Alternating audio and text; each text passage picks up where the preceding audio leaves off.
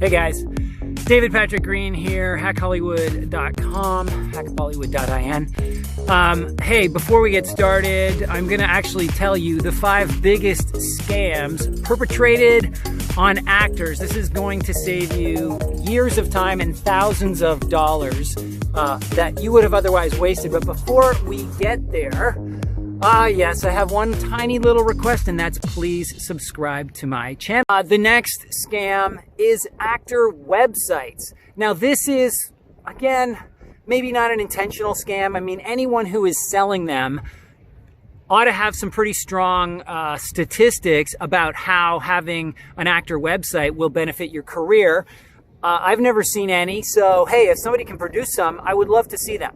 But otherwise, what is the point of a website? It's so somebody who is looking for something or someone can find them.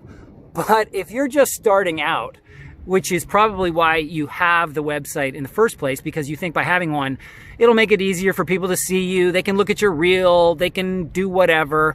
But why would they be looking for you by name? And if they don't already know your name, then why would they be looking for you? Or how could they be looking for you? Actor? I mean, bajillion websites pop up, right?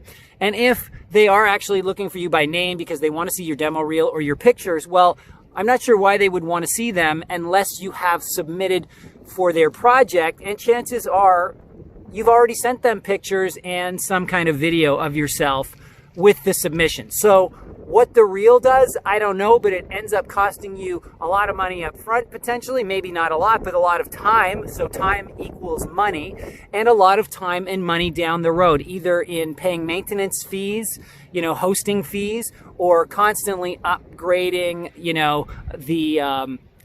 the pages to make them look current, changing your headshots, which we just discussed, updating your reel and so on and so forth. It takes up all this time that you could be spending doing something really productive.